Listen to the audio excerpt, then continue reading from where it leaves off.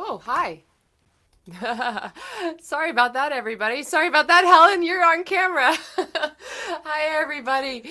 This is Arielle Silver, and you are tuning into Tomes and Tunes, my weekly show where I talk books and swap songs with songwriters from around the world. This is the 75th episode, and you just got a sneak preview of Helen Austin. She is my guest today. She is a British songwriter living in Canada, and she is one half of the Canadian-American duo Big Little Lions. I met Helen really recently at a couple of conferences. I love her music. I love her, just her. I have a feeling that everybody who meets her just loves her. She's just one of those people. So, be prepared to be charmed, I suppose. What else do I want to tell you before we get started with today's show? It is November now. I live right under the flight path. I'm in Los Angeles, and this plane that's going over is either going to New York or coming from New York or something like that. If ever you need an airport, come into Burbank and say hi to me as you fly over my house. In any case, also, this weekend, I am heading down to San Diego. So if you're watching this show live and you live in the San Diego area, or if you have friends in the San Diego area, I will be there Friday, Saturday, and Sunday playing shows, and all of that information is at the link that's going by at the bottom of the screen.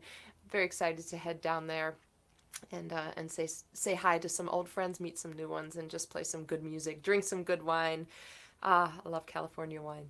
In any case, I think that I have no other announcements for you right now, which means that I get to bring on Helen Austin right now. Helen, hi. Hello. Sorry for that surprise welcome back to the video. That's okay. It's a good job I was all properly dressed. Yeah, I'm so just about. Thank you for that. It's so funny because you and I were talking just before the show about how we've been doing this stuff now for 20 months or whatever, this live stream thing, and now is the time we're getting a little bit cocky, like forgetting to plug things in or forgetting oh, what's the order of operations here? It's like, where is everything? And I've realised I've locked my cat in. Let me just. There, he's made an appearance. And he's smiling for the camera too. Linus. I'm just going to open the door for him. Well, speaking of Linus, I'll just say that for the folks watching at home, if you haven't seen the Charlie Brown Thanksgiving short, I don't know, they're all pretty short, but I just watched it for the first time last night. It was quite lovely. Helen, you were saying that you guys are fans of the Peanuts and the Gang. Well, when I was a kid, I had the posters all over my wall. I had top to bottom Peanuts posters, and so we named our son Charlie after. Well, I was in labor. We couldn't think of a name. I'm like, I love the name Charlie. Let's just do that. Charlie is a really cute name. I like that name, Charlie. And then we had Linus and Lucy, but sadly Lucy passed. So now we have Linus and Schroeder. Let me just clarify that those are the cats. Those are not children. Those are the cats, not the children. No. No, goodness, that was like a very tragic story for a second. So, I mean, it's still sad. We got two rescue cats in during the pandemic, rescue kittens, and we didn't realise one of them had a heart condition. So they came from a hoarder's home, and they'd seen stuff, man. They'd seen stuff. Wow, they'd lived a lot in there. Lived a lot. You could see it on Linus's face sometimes. He'd go, "Oh, I've been through some stuff I can't tell you about." Well, when I was watching the Charlie Brown Thanksgiving, I don't know if that's the name of it or not, but we'll just call it that for here. I think it is. Yeah. When I was watching it, I was like, wow, talk about issues. Like, I mean, there's a lot going on. I haven't watched any of the Charlie Brown shows in a long, long time, and there's a lot of meanness, and Lucy, the way that she has the football and always trying to get Charlie Brown to kick the football, but every single time fooling him. He's trying to learn trust, and she is just learning manipulation and kind of throwing around her, bullying. And then there's Schroeder at the piano just doing his. He's like, well, I'm not part of this world. I am just providing the music to this world. Yeah, I know. It kind of delves into some. Well, it's of its time as well. The way they weren't dealing with bullying in the way that they do now. It was just part of childhood. Yeah, and you just had to go through it. well, what did you love about it when you were younger? Why were you surrounded by peanuts in your childhood home? Yeah, I think I just love the imagery. I think I really enjoyed the artwork.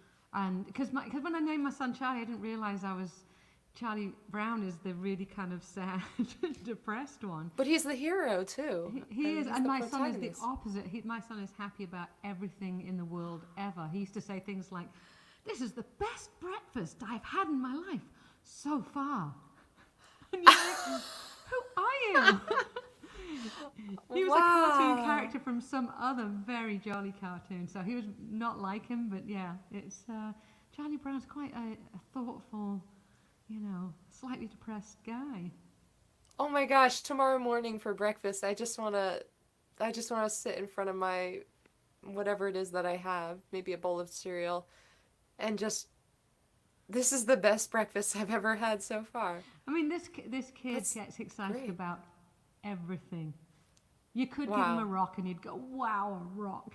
This is the best rock. Well, in the after we watched the Thanksgiving one, we watched the Great Pumpkin or whatever that one is, the Halloween one. And in that one, I had forgotten about this, but Charlie Brown gets rocks in his trick or treat bag every time. So your son would be like, "Yes, I got another rock." This is awesome. We always say he's not from us. He's from, because we are not, my husband and I are not the happy-go-lucky person that our son is. So. No, he is all the time. It's so weird. I mean, wow, that's beautiful. He's an interesting child. So if he were in all of this, I'm just like, because of his namesake, if he were in those circumstances that Charlie Brown was in, you're just, personality difference. Your son, in those circumstances would kind of find a sense of wonder and awe about these things that for Charlie Brown, they sort of beat him down. Like in the Thanksgiving episode, Peppermint Patty and friends all descend on Charlie Brown's house and basically say, "Feed me, host us for Thanksgiving." And Charlie Brown just feels completely burdened by the logistics of having to host his friends and cook dinner and then later go to his grandmother's house. And he's just burdened and weighted down by all that stuff. But your son, in that same circumstance, would be like, "Oh man, I knew there was a party tonight at grandma's, but there's also a party this afternoon with my friends, and we're going to have like..." Yeah, he's at university now and he's sharing a house. There's 7 of them, and he loves to cook for everyone. He wants to host. He loves to make cocktails, doesn't want to drink them, just wants to make them for everyone. I'm like, who are you? Wow. What is he studying at university? Oh, astrophysics. Oh, okay. Of course, I was going to, because of course, like hospitality industry, but no, astrophysics. He doesn't want to be an astronaut. He wants to be the person doing the math, getting people up into space. I had a guest on this show a while back, Jeremy Hollander. He is a rocket scientist really? for SpaceX. Oh. Yeah. It was a really interesting show. It was very cool. So that's kind of like what your son is. Any of it. He talks to me and I'm like, I don't know what you're saying, but cool. Wah. Really? In Charlie Brown, it's the adults, but now it's the kids. It is. That's exactly what it is. Well, was he born in Canada or in the UK? I thought that's an interesting one. He was born in the UK and then we moved 7 weeks later. Oh, wow. Yeah, so we'd planned to move. I guess I should do a bit of a backstory. So I'm from back. England. I met a Canadian in 1992, which is now my husband. He needed to stay in the country because he was about to be kicked out because his visa had run out. We started dating, and 3 weeks into dating, I said, "Well, why don't we just get married if you need to stay?" As you do. If we have to get divorced, that's fine. I'm not religious. It's not going to mean it. So we met, dated for a few weeks, got married, and that was 29 years ago. Wow. So so it was just one kind of happy accident. So then 10 years into that, we decided to come to Canada. We were in central London, and it's a hard place to live with kids. Huh. I've not yet been there. There's a lot going on. It's very busy. Right. I can imagine it is. So, wow, that must have been a good first date. Well, he was just nice. He was just, I felt good about myself, which I hadn't in any of my other relationships. Yeah. It was just easy. I remember, and so, I think it was easy to ask him because I knew he was a nice guy, and His friends are going, are you sure she's not crazy? Why is she offering to marry Yeah. him? And my friends are going, he's just doing it for the visa. And I'm going, well, I know that because we wouldn't be getting married after a few months. That would be crazy. But it was kind of cool getting married, not for love. We got married Oh, it was a marriage of convenience. Well, we got married to keep dating. Right. Had he gone, that would have been it. So some people would like exchange a ring or go steady or something like that, and instead we had to, otherwise got married because... Yeah, he would have been kicked out the country and we couldn't have kept dating. Well, what did you do at that point? Did you continue dating each other? Did you treat it as if you were dating, or did you... we were dating. We were really liked it. I mean, as soon as we were dating, we were a couple. So we were a couple, and then we didn't move in together until a few months after we got married. Just because I was doing an Edinburgh show and there was a whole lot of stuff going on, and so it was just, yeah. Wow. I have to tell you this story about my parents. The way that they... Is this my story to tell? I feel like it's my story to tell. I feel like I've told this story before, but I've never asked whether I have permission to do that. But it's my family, so I feel like... They'll forgive you. I don't know. Maybe this is a case... When I was a little kid, I would just assume that everything in the house was mine to go through, so there were drawers in the living room, and I would just open the drawers and feel like, oh yes, all of these papers, because I am the child of the house and I live in this house, this is my kingdom, so all of these things are mine, and just assume they were mine. So I'm just going to continue with that and say that this is my story to tell. That my mom went to college in Georgia, my dad went to college in Florida, and my mom had been engaged to somebody to get married on August, whatever it was, of the year. And that guy, I think he was up in New York. In any case, my mom took a road trip, met my dad in Florida on his college campus, and he said, hi, what's your name? And she told him her name, and he said, where are you from? And she said, New York. And he said, what's that rock on your hand? And she said, oh, I'm engaged to be married. And he said, oh, well, why don't you break up with him and marry me? And then she left. She went back up to Georgia. My dad took a little road trip to Mexico. Fast forward a few weeks, and my mom called him up, and she said, hi, do you want to come up to visit? I broke up with that other guy. Wow. So my dad took a Greyhound up to Georgia, visited my mom for the weekend. They had a great weekend together, and fast forward, they end up getting married in the same place as the original wedding was scheduled, the same rabbi. Everything was the same except the groom and the groom's side of the family, but everything else was the same. Wow.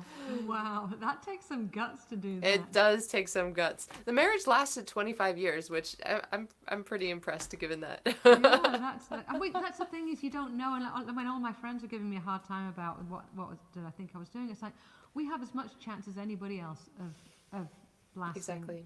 And we didn't have the pressure of, I promised to love you forever. We were like, we hadn't even told each other we loved each other. So we were like, I promise to do this for as long as it works. And we've continued that. It's like we continue to choose each other rather than... Yes. Yeah.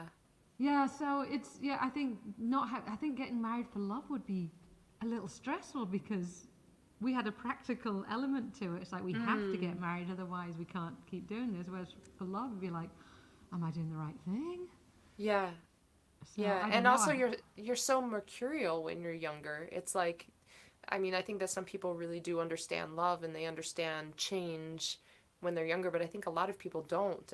And that's tough to, if you get married in your 20s or early 30s, it's like there's so much that's changing. Is this relationship something that can be steady even amid all of the shifting of everything else? Yeah, I think you have to. I mean, obviously, anybody in a long-term relationship knows you have to really work hard at it. Yeah. To make sure you're moving in the same direction. Well, that's a really interesting story. So, why did you guys decide to move to Canada then? And is he from British Columbia or somewhere else in Canada? No, he's from Edmonton in Alberta. Okay. And then we used to come out to the island on holiday because it's gorgeous. I'm on Vancouver Island, which is a couple of hours ferry ride from Vancouver. Yeah. And we used to really enjoy coming here. And then one year we just said, let's let's move. I think, yeah, our daughter was 3. And we said, let's move. And so it was, that was it. We made the comment on the way to the airport, and after 24 hours of traveling, by the time we got back to London, we were like, yeah, let's move. We're doing it. We tend to do a lot of things in our life like that. Well, I do anyway. I'm getting that. I drag him with me. He always says, Helen, you get things done, and that's worrying. Well, that's interesting though, because I think that takes a certain amount of confidence and faith. That I don't know. That's interesting. That idea of just like making a decision pretty fast and moving forward with it. Yeah, I don't know. Is it confidence, or is it just like, well, if this goes awry, I'll figure out the next step from there? What is that? I don't know. It's funny because both me and my brother are big risk takers. My parents really played it safe, and my brother's done things like climb Everest and stuff like that. Like he's that sort of risk taker, and I enjoy risk. I find it exciting. I mean, as I've got older, obviously I'm more measured about it now, and for the sake of Trevor not having a heart attack, because it's I think sometimes it's hard on him because you're like a freight train sometimes. I'm like, I know, but let's do it anyway. But it seems like it would kind of serve you though. I mean, or maybe that's why you chose the jobs that you've had. I mean, really I'm talking about your stand-up comic in the UK, and now you're a performing songwriter, singer-songwriter. Those are not, these are hard paths, being artists, being performing artists. There are a lot of examples of people who have traveled these paths, but every single person that does has to blaze their own. It's not like there's you don't go to medical school and then do a residency and then you're a doctor. It's not this like... Yeah, you're right about that. I don't think I've ever had any option. I fell straight from I was doing performing arts degree at university, and I found music easy, which is why I went and did that. And then from that fell into the comedy career, because at the time comedy was just emerging. It was the late 80s, so that alternative comedy circuit was just kind of emerging, and so we could do kind of cabaret comedy. Didn't have to be straight stand-up. And I was writing funny songs, and so I fell into that job, and it ended up being a really good career for a long time, but I knew it wasn't what I wanted to do. I wanted to do the straight music, which I'd been doing in the meantime, but comedy paid better, so I stuck with interesting. That. Yeah, it was just, I was there, right place, right time, and developed these skills to make people laugh somehow. And I think since having therapy and being okay as a person within myself, I don't make people laugh as much because I don't have that need. Interesting. Yeah. Well, maybe this is a good segue for a song. Oh, okay. Would you play a song? Yeah, actually, I will. Just talking of being insecure and not sure of yourself, because I spent a large chunk of my life not feeling very sure of myself, and as we know, as you get older, and with the correct therapy, one can help that. But and I'll say one word to you before you start, just because we were joking about it before, as the plane goes overhead. Reverb. Reverb. I don't know if you had it. I don't. I made a mental note. I was like, I've had it on the whole time. Oh. Did I have it on the whole time? I have. I was obviously not that much, so that's good. I'll turn it off for the thing. But this song is all right, I'm in big little lines, it says there on the bottom of the screen, just there. And we've been doing monthly releases just because he lives in Ohio, I live on Vancouver Island, so we haven't been able to see each other. And this is last month's, we're in November, aren't we? So this is October's release, and this is about beating yourself up about the smallest things, because I think we all do it, and this is kind of a message to ourselves just to give ourselves a break.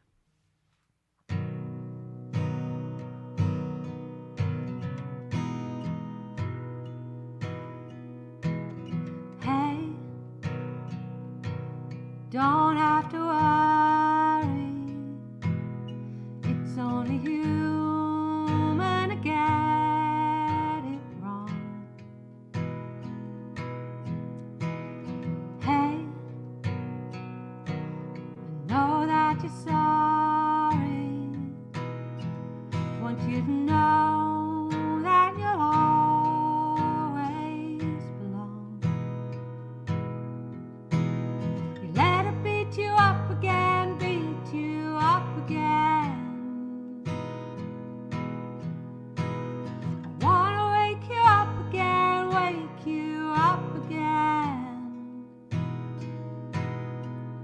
So forgive yourself like I forgive you. No, it's so far behind us, and it's time to walk with grace. No, try to be flawless, but it's such an impossible weight. Let it beat you up again, beat you up again. I wanna wake you up again, wake you up again. Let it beat you up again, beat you up again. I wanna wake you up again, wake you up again.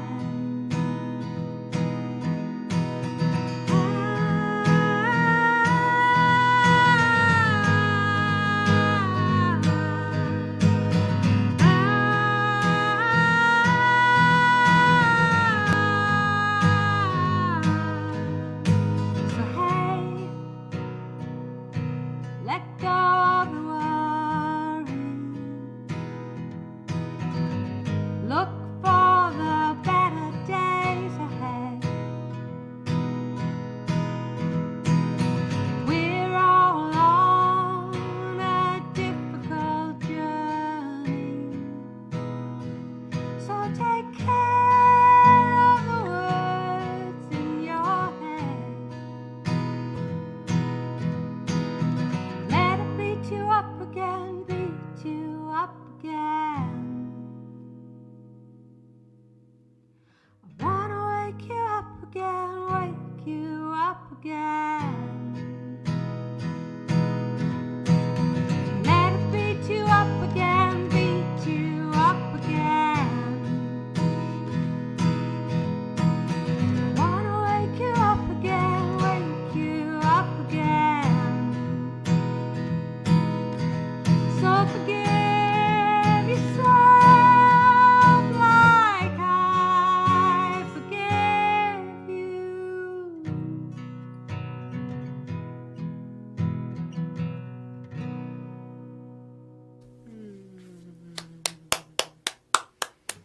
I'm so glad you played that. I've been really loving the recording of it.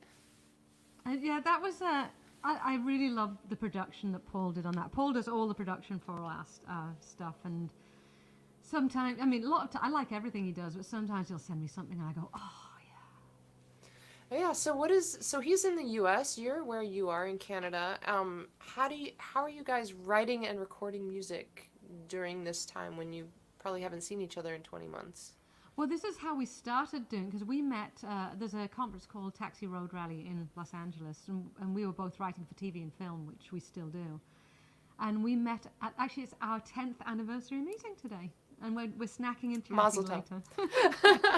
So we met at the Westin Hotel in LAX, and then a year later, so we were both writing and recording, and a year later I needed some extra production on a kids album I was writing, and I got him to do that, and that ended up winning a Juno, which was the Canadian equivalent of a Grammy. Right.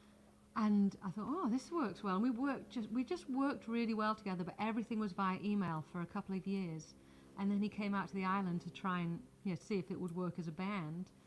And I barely knew him because we'd seen each other that one weekend and hadn't really spoken in between other than emails. Yeah. And now we're like siblings. It's like we've been touring since 2014, and in that time he got married, and his wife is now one of my just bestest friends. She's just so cool. And the four of us, we snack and chat every week. We have because we miss hanging out together, the four of us. Yeah. So. Wow, that's really sweet. I'm just picturing you with like cheese and crackers and wine and whatever. And so how does Big Little Lions I mean, because you write songs separate from the band, right? Yeah, and he does too. We okay. both, we're always writing for TV and film in mind, because that's what we never intended to tour. We only intended to stay at home. I thought I was done a touring career. He thought he was done the same.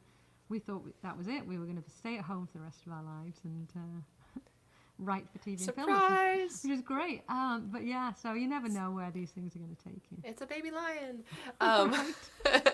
So how do you write together, or do you sit down with your guitar, you write the changes, the melody, the lyrics, and then you send it to him and he produces it, adds harmonies, and you go on tour? Or do you sit together on Zoom and, actively write together? What does the process look like?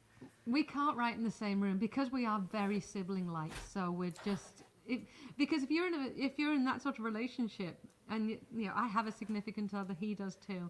So the only other kind of option is kind of like siblings, and so we kind of irritate each other in a nice way, but it's difficult to get work done because we just end up goofing off and being stupid. So yeah, we both way prefer writing via email, because that way if I don't like something, he doesn't see my face, or the vice versa, and I can have some time to process it. And then, oh yeah, no, maybe I do like that. And I can't write in front of anybody because it just shuts my brain down. I need to be on my own, and so my brain can just be open to whatever is happening. I'm similar. Yeah, you don't like writing in front of people? It's hard for me to, I don't know what, I feel like I want to get to the place where I can soften completely and be open to whatever it is, the channels or whatever it is. But when I'm sitting in a room with someone, there's just doorways that won't open. I need to because you're self-aware.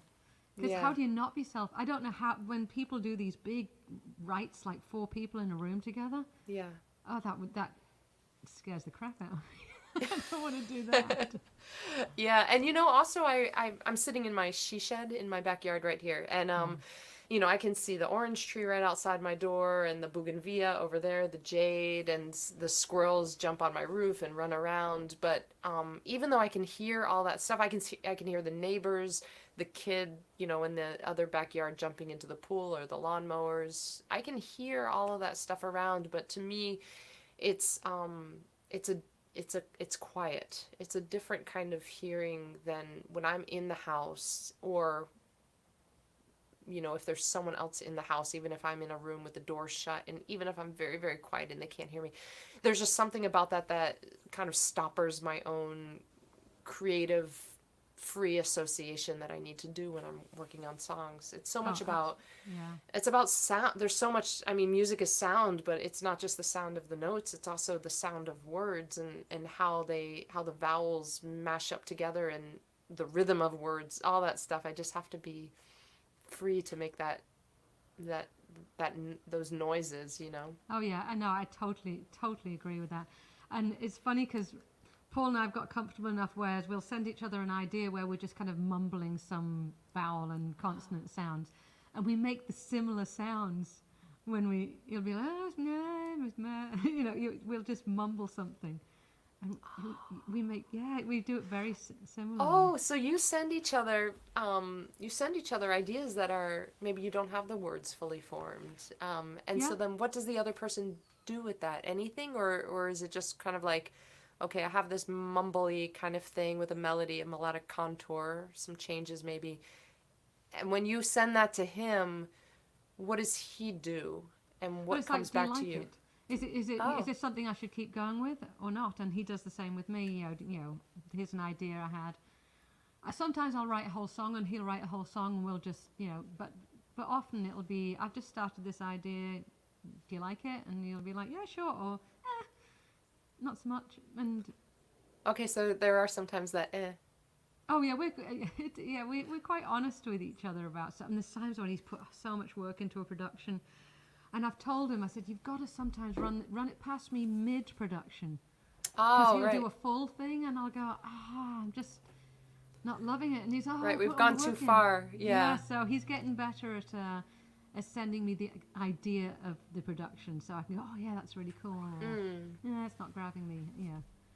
Right. It's taken a while Oh, that's because we interesting. do get irritated. We say because they got the sibling thing, so we can get irritated with each other. It's never disagreeable. It's just Yeah. it's the nature of working in a partnership where we're arty people, so we have insecurities. And also probably strong opinions. Yeah. I mean, the thing about being an artist is that, we do have opinions. We do have aesthetic preferences, or, whatever it might be, intellectual, ideas. And sometimes you have to let go of the control as well, because there's been sometimes I'm like, oh, I'm not sure about this. I'm like, I don't know enough about what he's doing here. I'm just gonna trust in the process, and some things will grow on me.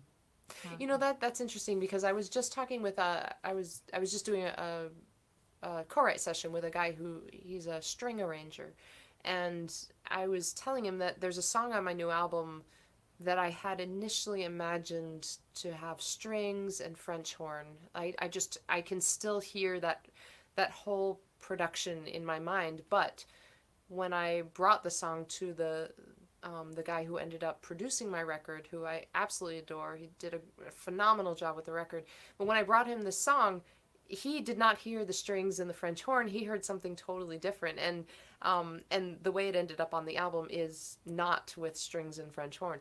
And so as I was telling the story to the string arranger, he was like, "Oh, well, why didn't the producer kind of go with your idea?" And I was like, well, it was kind of like what you just said. Like, I was curious.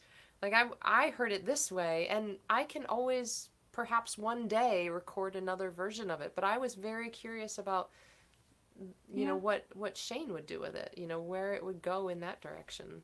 I think giving over control, again, it's something you do as you get older. I think that you have it's less about but this is my ego version of it. Right. And I'm gonna die tomorrow, so I have to do it this way right now because there will be no other chance. Yeah, and I did before I met Paul, just before I did an album with a guy called Blue. I don't know if you heard of Blue, and he lives in LA. He's produced for all sorts of people. Our publisher put us together, and he's an amazing producer, and he did all sorts of stuff with my songs that I would never have thought to have done it. At first I was like, what? And I still love, that's from 2012, I still love that album. One of them had a full brass, horn in a kind of brass band sort of way. And it was, it was interesting. That's pretty awesome. Yeah. We were talking before, we had so many great conversations before the show went live, and I was like, oh, I don't want to talk about that now. I want to talk about it on the show. Of course, I made no notes while we were talking before, so I don't remember most of the things. But one of the things I do remember is that we were talking about the idea of expat versus immigrant. Yes. And it was such an interesting conversation. I was like, oh, we shouldn't be talking about this now. And you're like, no, let's talk about it on the show again. Yeah. So when you moved from the UK to Canada, you made a conscious decision that you were going to use it's essentially the same thing, exactly. But the insinuation is different. Well, expat has such overtones of the colonizers going to the colonies. And I'm not, So I'm an immigrant. I emigrated from England to Canada, and I was telling this before, but I'll say it again. I was so white privileged that I arrived in the country without having sorted out any of my papers. I thought, well, I'm married to a Canadian. They're just going to let me in, and of course they did because I was white. And it was only a few years later that I was like, wow, that was so. I didn't even notice because I didn't notice my privilege then. Yeah. If I was a different colour, I would have been sent back. Yeah. With or without my children, who knows? Because one was a baby and one was a 5-year-old. Right. Yeah. So that was was interesting. But yeah, I'll never call myself an expat, because I think the connotations are just so colonial. I think that even being able to come to that realization of your own privilege and the contrast between your experience and someone else's experience, someone who you don't know, just like a nameless person's other experience. It takes such an act of imagination. I think that compassion is an act of imagination. Oh, I agree with that. I've been talking, my husband and I talk about this a lot, and I've got friends, we talk, that it takes imagination to imagine somebody else. Well, literally to imagine somebody else's life. And if you don't have that ability, then how do you have empathy? Yeah, yeah. Now I'm thinking, the show is Tomes and Tunes, so of course, I love stories, I love books, I love narrative, I love music. I know you do too. Where does what is story's relationship in your songs? Are your songs, do you have a story, a character setting, tension, release in that way in your songs, or do you tend to write about emotions in a different sort of way? Well, it's interesting when you write for TV and film, which we've been doing for so long now. You're told you're not to have specifics because needs to be able to place anywhere. So you're told to write about the emotion, but you still want a story within the emotion. So I've written quite a few songs about about novels I've read, but it's just the feeling of the novel, and there's a story, but without saying this person went to this place on this day.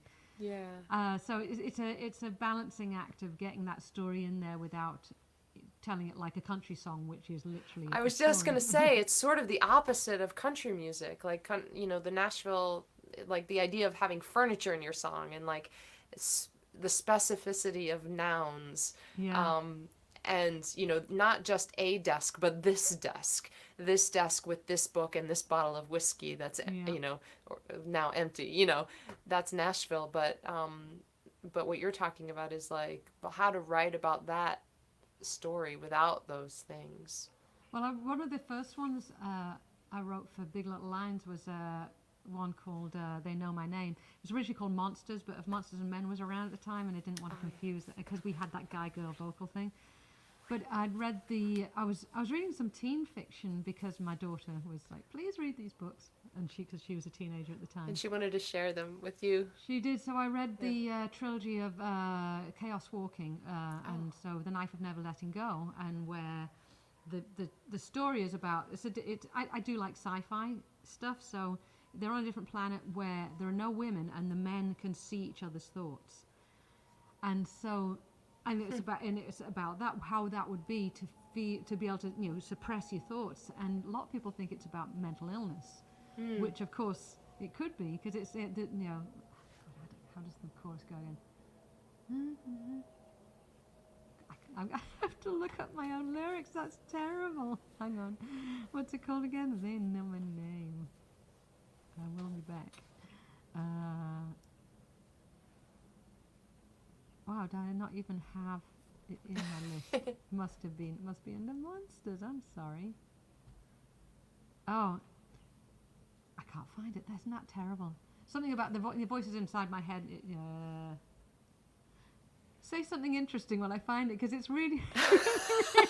Oh, the pressure! I was going to go to our website. That'll have them. Yeah. Isn't that awful? This happened at a gig once. It was a really low-key gig where somebody had to bring me an iPad with our own lyrics on them.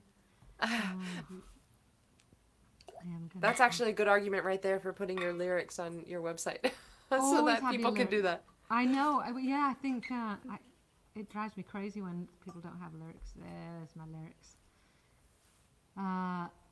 The monsters are hiding inside my brain. They roar and they shout and they know my name. The monsters are screaming. They feel the pain and cry. So that sounds like mental illness, but it was about trying to keep the thoughts from other men from seeing them, so revealing your weaknesses. Right. So. Yeah, there's some nouns like monsters. There's some nouns that that work because we know what it is. It's a stand-in. It's a symbol. Yeah. As a word. But it doesn't necessarily attach itself to a specific visual. Yeah. Yeah. Yeah, so I like, because you can only write about yourself for so long, I think. Yeah. And I've done a lot of that, and so I really like writing about movies or books. Because it means that I've got a different narrative to tell, and try and put myself in that position. Yeah. Yeah. Well, where did the seed of, so you did stand-up comedy, and you mentioned your performing arts studies. Where did writing songs and like, where was the seed of this career for you? Where did that start? Why was this the thing that you wanted to do? You wanted to leave stand-up comedy for this? Well, I think I started writing songs when I was about 12. I don't know why. Yeah. I just did. I played the piano. I didn't play the guitar at that time. I was a classical flute player. That's how I ended up at university with playing classical flute, which I have zero use for now. But so I played the piano, and I think it was just angst. I was an very angsty teenager, and to get out all my stuff, I put it into songs, and then I was writing songs the whole time I was doing stand up. I just London felt like I just wasn't cool enough for London. There's a Oh, well, yeah, the London music, is very cool. yeah. Yeah. I felt like I didn't have the ability to do the type of music that would be cool enough for Britain in general, I think. And then when I came to Canada, part of the decision was I wanted to get away from comedy. I wanted to stop because I knew I was just phoning it in towards the end. And then they embraced me here, like the coffee shops everywhere with open mics, and I could turn up and play songs, and people were really, Britain is a very judgmental place. They don't want you to get don't get too big for your boots, don't. And that didn't Stay in your place. Yeah, and that sort of place didn't suit me. I wanted to be around people who were, and I wanted to be a supportive person. I wanted to be around in that environment. Yeah. So it was Where wonderful. people are like pushing their edges, not just coming to the center of, right? Yeah, so it was just if I hadn't moved to in this valley where I live, it's I think without this I don't think I would have done the songwriting. Yeah. How what's it like crossing the border, going back and forth? Because you guys, as Big Little Lions, you play the U.S., you play Canada. You said that you have two setups, one in Canada, one in the U.S., so you don't have to kind of recreate your rig or whatever it is that you need to take with you on tour. Is there a difference between touring in one country versus the other, and what does that look like? I've got to say Canada is way easier to tour in. Luckily I'm also an American citizen because my mother was American and I've always had an American passport. Yeah. So I can cross the border that way easily. Paul can cross this way because Canada's rules mean that US musicians can come and tour and they don't have to have a visa or anything like that.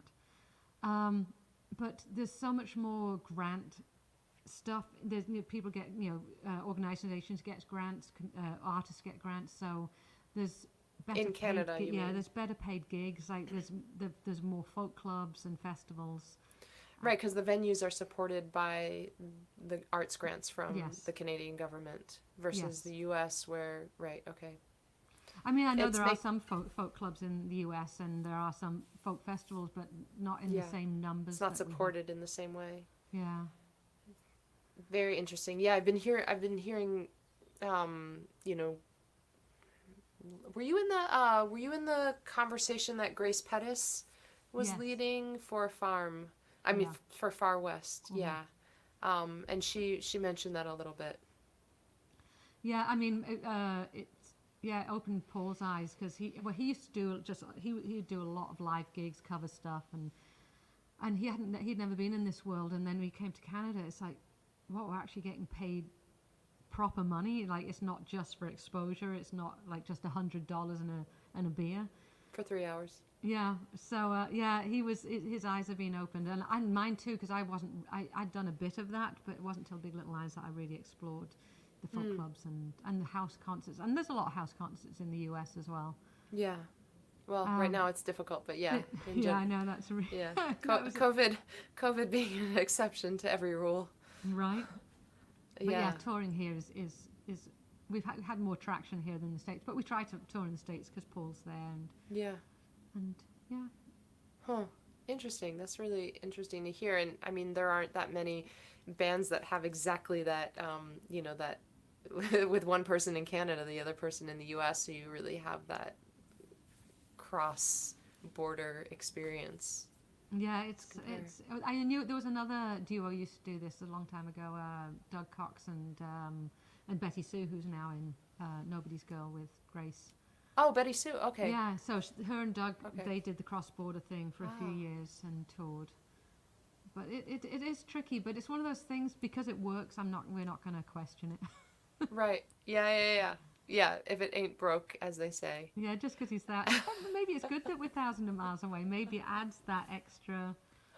I don't know. It's if we were in the same town, maybe it wouldn't have worked so well. Who knows? Yeah, I don't question things too much. Okay, Helen. So it is Tomes and Tunes. I should ask you, what have you been reading?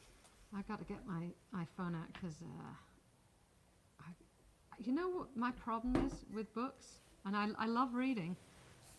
Once I've read a book, I can't remember it. I can't remember like details, and I'm not one that reads. My daughter reads the same books over and over and over. Do you read books over and over? Some I do, but generally speaking, I just feel like there are too many books in the world, and I want to read too many of them, so I don't just read the same ones over and over. There are a few though that I've reread for sure. Well, I realize I probably should be rereading, because I went through the books I read, and I was in a book club for a while, and I didn't like that because I didn't want to be. I thought I wanted to read books that other people suggested, but then I ended up spending a lot of time not reading the books I wanted to read, and reading. Yeah, but what I have been trying to do recently is read a lot of First Nations literature, Indigenous literature, because I don't know if you know what's been going on in Canada with the residential schools. Yeah. And so I thought, it's important to read First Nations literature, and there's a lot of really good stuff out there. So I've been doing that. So is that something that you're reading right now, or can you recommend any of those books? Well, Richard Wagamese is a really good one. I've read a few of his books. I've read oh my goodness, I've just finished one called. See, I can't even remember names of books. I've got to find it. Where's my library? There's my library. Oh, Keeper and Me, I just read, and it had a really good one, and I gotta find it. And maybe I can't, but just Richard Wagamese, go find him. And I read Five Little Indians by Michelle Good. That was really good insight. It's just a good insight into what has happened to the First Nations people, and why they're in the position they are, and why there's so much alcohol abuse and trauma, and it's heavy stuff. I have to kind of mix it up with some lighter stuff. Yeah, that's the other thing that books do, is sort of take us. So we were talking before about compassion being an act of imagination, and books kind of help us widen that circle of going beyond the edges of what we already are able to imagine. They push that further so that we can have a wider circle of understanding. Yeah. Well, it's easy to stick to the books that just I reckon I can relate to this, and that's kind of I've certainly been guilty of that, because it's easy. Yeah. Why do I want to feel uncomfortable? But so during Black History Month, I read, where is it? Half-Blood Blues, which was about jazz musicians at the beginning of the Second World War in Paris, and so that was an interesting read. Huh. So I want to kind of get out of my small white world and take my brain for a little walk elsewhere. Do you have a little bit that you can share of one of those? I hadn't looked through those ones, because I've been reading one of the. Actually, the one I am going to do. I've also been reading some autobiographies, and there's one by a.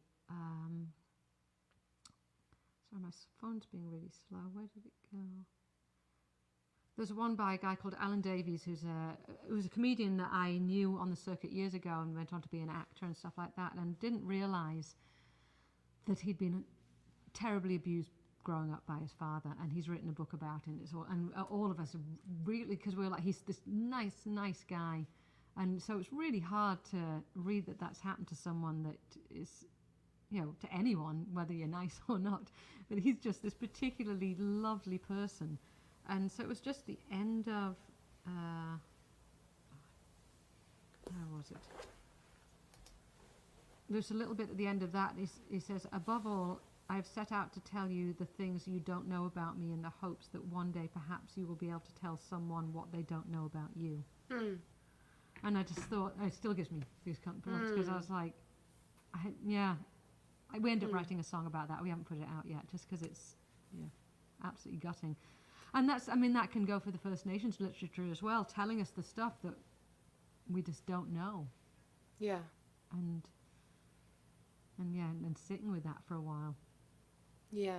There's so much to that. That idea that there's so much that we don't know about other people, and so just operate from that, starting from that point, like knowing, oh, there's a lot I don't know about you. Let me respect all that I don't know. Right. And then also letting people tell the story. Exactly. Because a lot of people, because I come across as this jolly, upbeat, person, but I've been through many years of depression, and I'm now I put that on Facebook because I see that people see that I've gone through that, and then they can go, oh well, that's okay to go through it because I live in a small town, so I'm known as you're that singer. I get a lot, and so I figure I try to be really honest about the stuff because depression is not fun. No. And so if it can make one person feel okay that they've gone through it, knowing that somebody that they think has got their life together has gone through it. Yeah. So So what are you reading? What are you? Well, I was just going to say that the thing about that feeling about being utterly alone, the one solace I think in that is when you realize that other people know that same feeling of being utterly alone, and in that way you're no longer utterly alone. And I think that when you are feeling utterly alone, it's so hard to pull yourself out of that. So it's really up to those of us who have been through that feeling or various other experiences to when we're feeling, solid and good, like we're on good footing, then we can share about those experiences. And when we're in the low part, hopefully other people who are standing on that solid ground are sharing their, kind of helps to lift you up. This is a low plane. Oh God, I'm reading this book right now. I think that my guests on Tomes and Tunes have been split. Half read physical books and half read, on the Kindle or something like that. I'm always also listening to an audiobook as well. So the audiobook I'm listening to right now is one that I have listened to. This is my fourth go around with this particular book, and that is sort of unheard of for me. I can't think of any other book that I've read four times, but it's audio, so I don't know. There's something different about it, but that one is Elizabeth Gilbert's Signature of All Things, which is an epic story about a woman's entire life. She comes from a very privileged background, but she's born in 1800 in Philadelphia.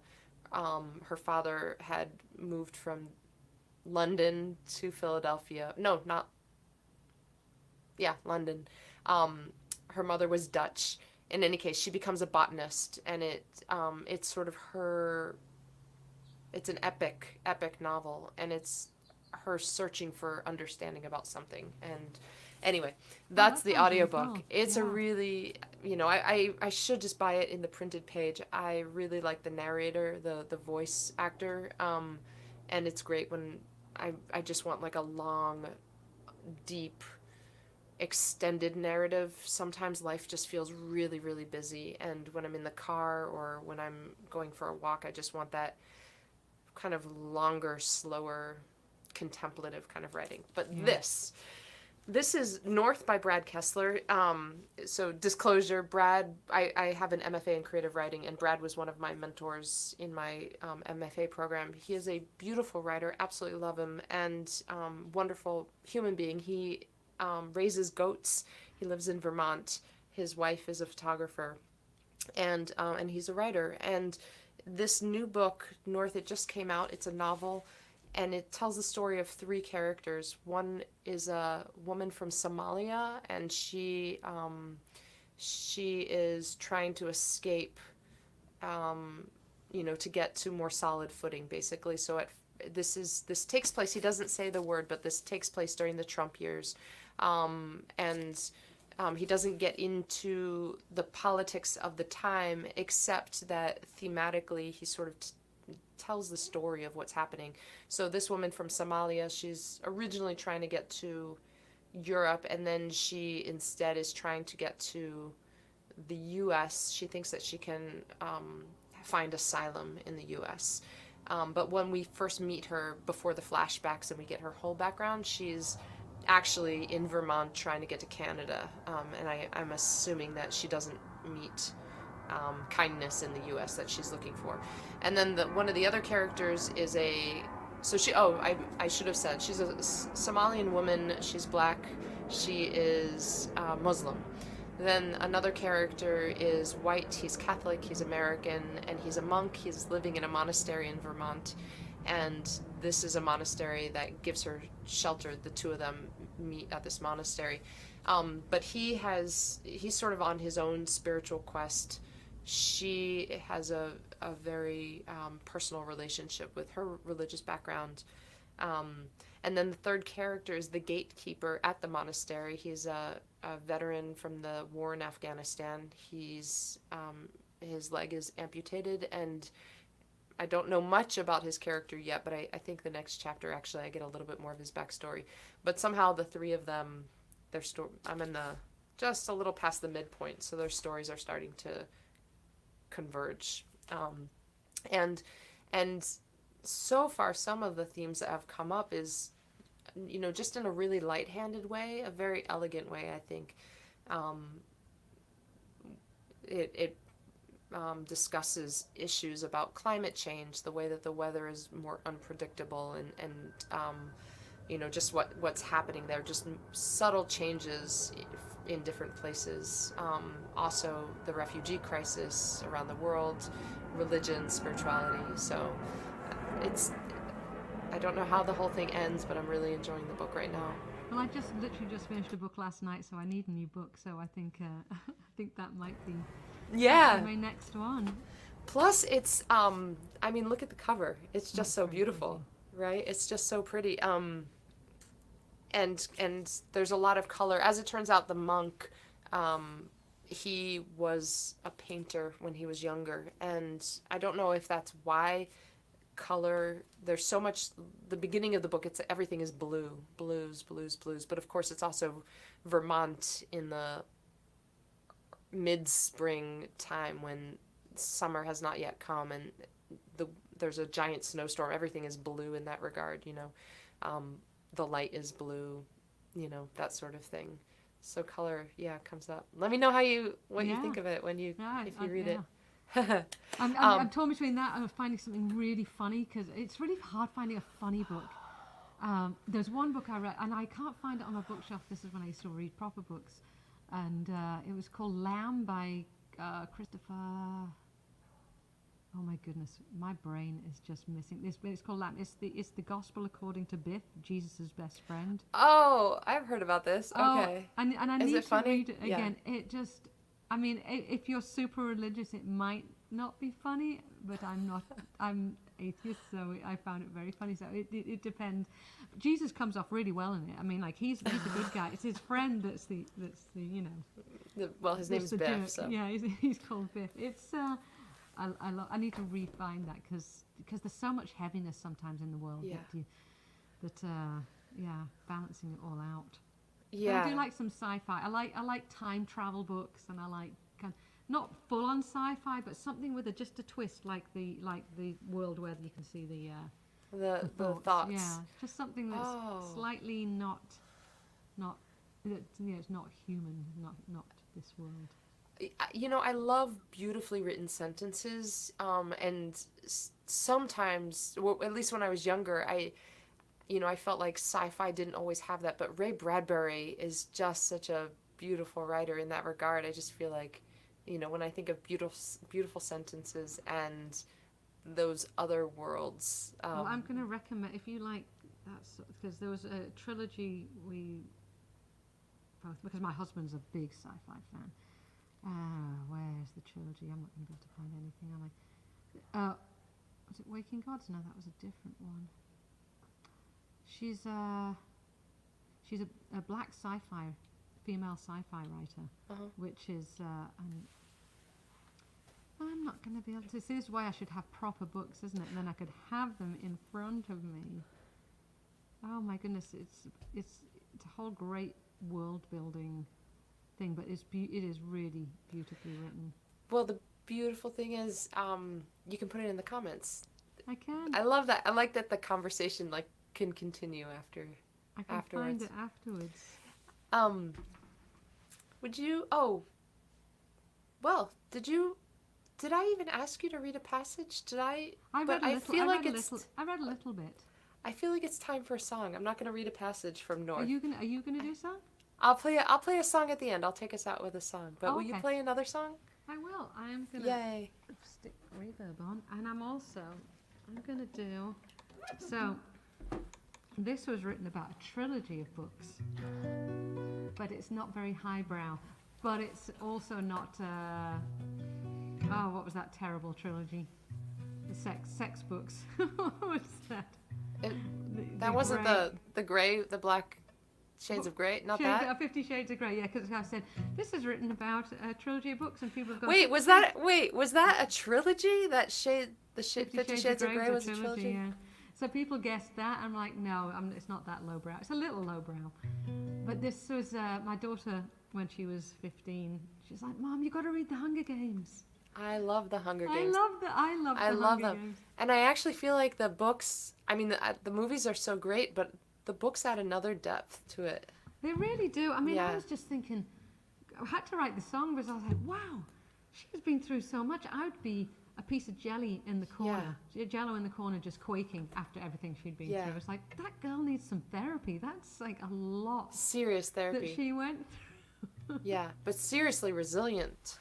Seriously resilient. I wonder if anybody could be that seriously resilient. Hopefully. I know. You'd need some serious counselling. I can't wait to hear this song. Okay, this is called Hiding Place.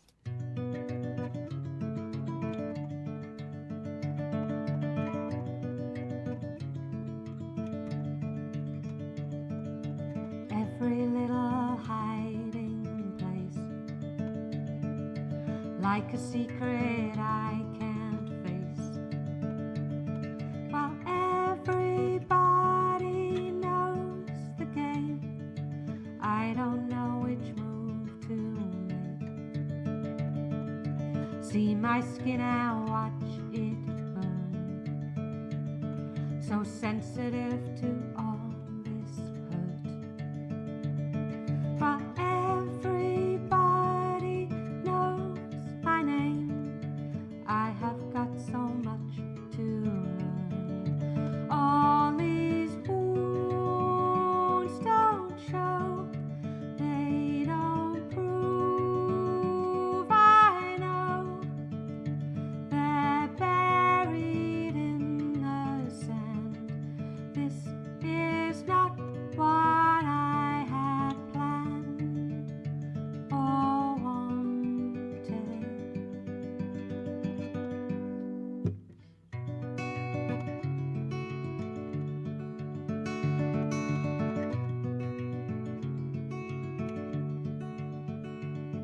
This cold is coming from my bones. No amount of heat can warm. With scars so deep they can't be seen, like everything I've ever known. All these wounds don't show, they don't prove I know. They're buried in the sand. This is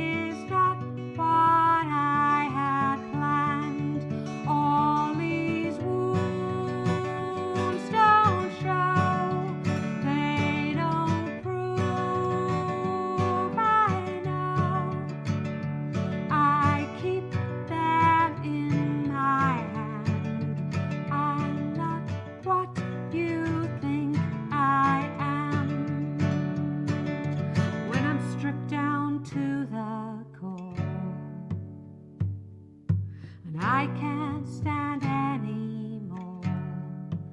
You will see me how I am. The imperfections and the flaws. All my wounds will show.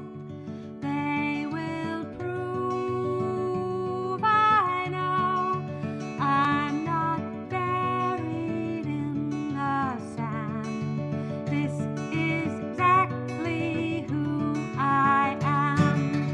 All my wounds are bare, like these clothes we wear.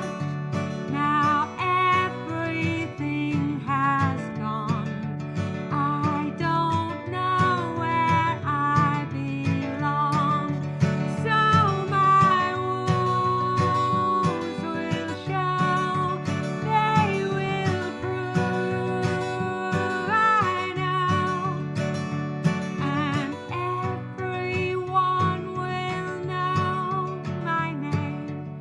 I'm no sacrificial lamb. I know this is who I am.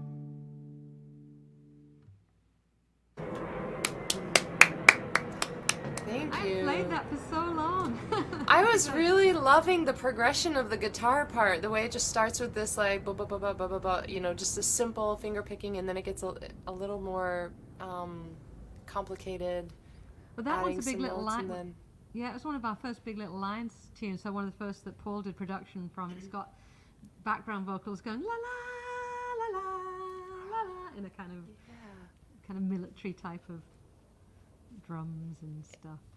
even just playing it solo, it has this, you know, just constant build from the beginning to the end. Because it hasn't got a solid chorus. It's so funny because our publisher said, can you make the chorus more kind of defined? Yeah. And so we did, and he went, it doesn't work. Has to be that. Yeah, it does. It has a different arc to it. It's just this quiet, like just this long, steady crescendo, but in this way that, you know, just knowing the background of the Hunger Games, it's like, yeah, just like the long slog of like, you just got to keep going and keep going and keep going and it's building and building and building. I want her to be triumphant at the end. Just, yes, like she's triumphed, although so many people die. Yeah. I can't, you know, it seems, I knew intellectually that perhaps it was not maybe the best move, but at the beginning of the pandemic and the shutdown and everything, I really just wanted to watch the Hunger Games, read the Hunger Games, watch them again. Like, you know, it was this thing that it was like the deepest comfort to me, which is familiarity. Yeah, and I mean that's strange because I mean, you know, of course it wasn't just the health crisis that was going on. It was the economic crisis. It was the political crisis. It was the democracy crisis. Like there were a lot of crises that were happening, and it was the way, I think it was in part the way that it's so well depicted in both the books and the movies. The stratification of the classes and the arrogance and the wastefulness of the ruling class, really. Yeah. Well, what I'm also learning about, you know, you saying you're wanting to watch some things over and over. I'm learning because both my kids have got ADHD, and I'm learning all this stuff. And my daughter deals with depression and anxiety, and she's very open about it. And she watches and reads things over and over again. And she said, yeah, and in learning about all this stuff, it's because you probably wanted to do it at the beginning of COVID because it was familiar. There wasn't going to be a surprise. Even though it was dramatic, there were no surprises coming. And because they watch The Office over and over again, a lot of people do. Office stresses me out because it's so awkward, but they love it because they know what's coming. Her and her husband, and I found this is a lot of people either with anxiety, depression, or ADHD. They want to watch something familiar, even if it's a stressful thing, because whereas I like to watch something new because I'm a risk taker and I want something to take me away from the familiar. And it's just interesting how our different minds work. And when you have kids, you obviously, you think they're you, and then you realize, no, they're not you at all. They're this Not totally many me's, separate totally, person. yeah. And they are not me at all, and it's interesting learning about their brains and how their brains work. Oh, that's interesting. Yeah, Yeah, so some things- everyone wanted familiarity at the beginning of this whole thing. Yeah, and that's the whole thing about the chorus, right? It's like, oh, this familiar thing comes back and back and back. Yeah. You know, I'm thinking, I just rewatched one of my favorite movies is Out of Africa, and I just rewatched it.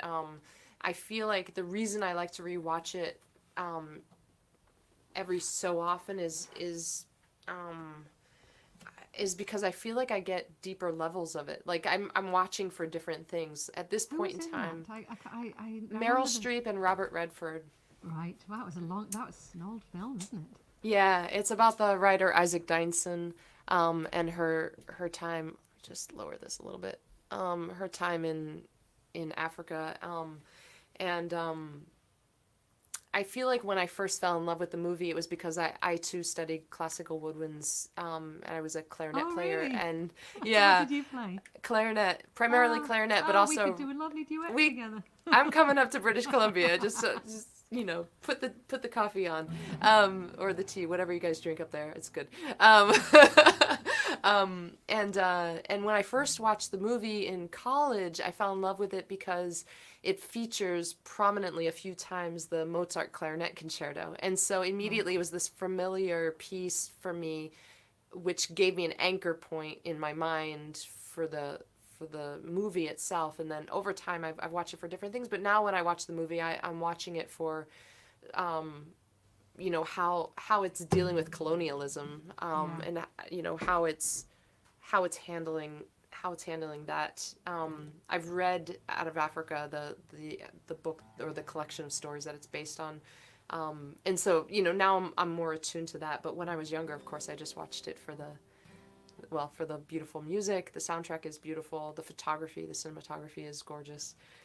You know, I might so have it's to like rewatch that just because I get so much movies, TV, just with everything that's happened in the last few years when it comes to colonialism and all that. Everything looks a little different now when you watch older movies. You have to see it through a different lens. Yeah, I actually think it holds up for our. Okay. I believe so, and I'm still questioning that about myself. Like, am I just not being critical enough?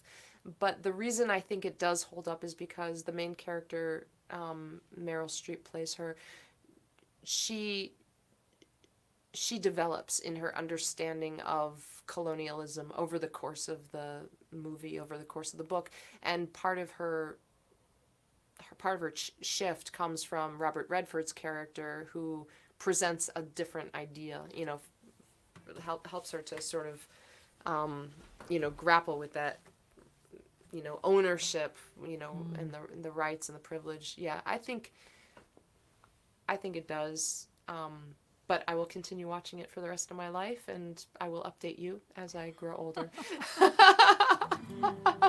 I'll take us out with this song. This is a song that I just pulled out again. It's not that old of a song of mine. It's about 2 years old now. But I you know, played it a little bit, and then I put it aside, wrote more music, moved on, whatever. And then yesterday I was like, you know, what about that song? So this is a song that my dad was an architect when I was little, and I grew up, you know, drawing crayons, you know, on the back of his blueprints. And for a long time, he was not thrilled about my interest in pursuing music as a career. Now he has a very different position. He's, I think, maybe because I'm older, so he's not afraid of financially supporting me. Although, Dad, if you're watching, I would welcome that. But this song, I realized that I don't think I'd ever written a song about him, and this song is a little bit about him, but also just leaning into the architect stuff. I wanted to kind of dive into that. So anyway, this is about it's called The Architect.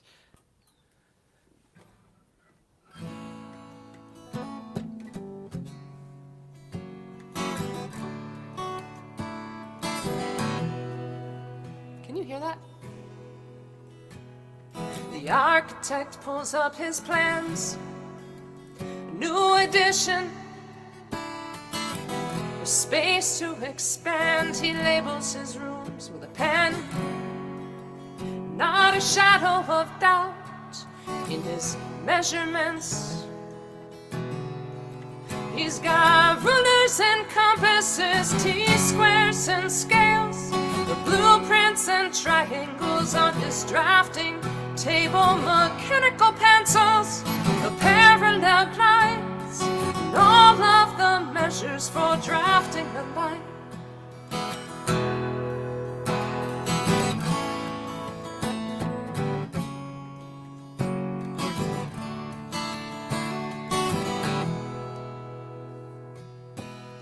The architect's daughter likes rhythm and rhyme, finds interesting details worth the time. The architect can't work the math between poetry dreams and a real world path. He's got rulers and compasses, T-squares and scales, blueprints and triangles on his drafting table, mechanical pencils, the parallel lines, and all of the measures for drafting the line. With a straight line between point A and point B. He likes a solid foundation of steel and cement.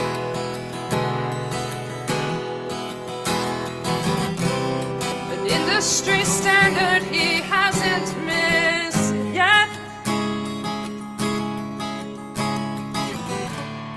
And she's writing songs, trying to grasp her daughters and dads. He's got rulers and compasses, T-squares and scales, blueprints and triangles on his drafting table, mechanical pencils, parallel lines, and all of the measures for drafting a life. He's got light boxers, cutter tools, trimmers and clamps, the protractors, razor sets, cutting mats, poster tubes, vellum rolls, erasers galore. But what kind of home is he building it for? The architect pulls out his plans.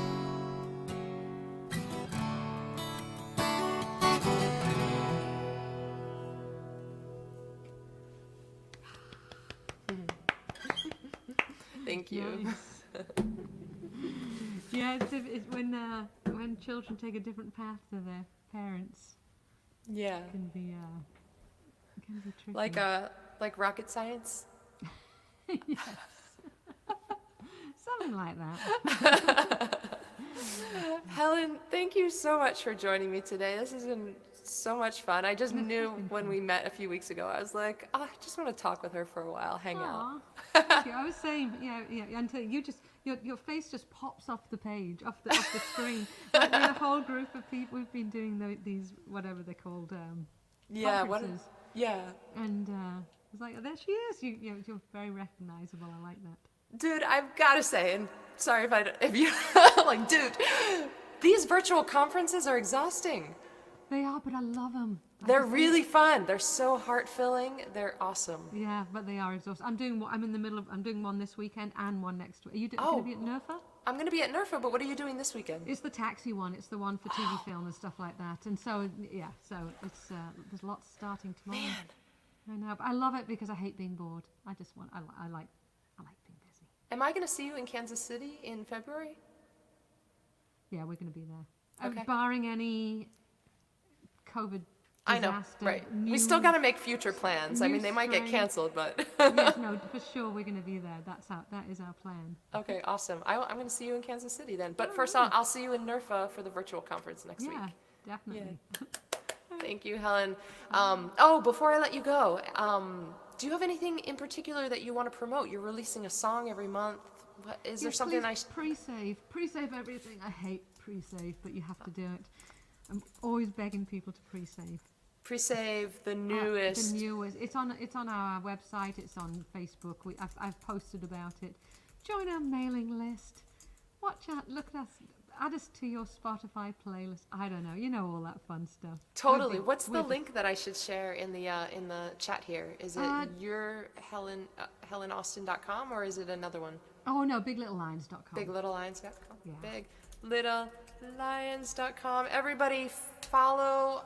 It really helps independent artists to follow us on whatever streaming platform you listen to, you use for music. You know, nowadays you get music for free anywhere you want, if you want it for free.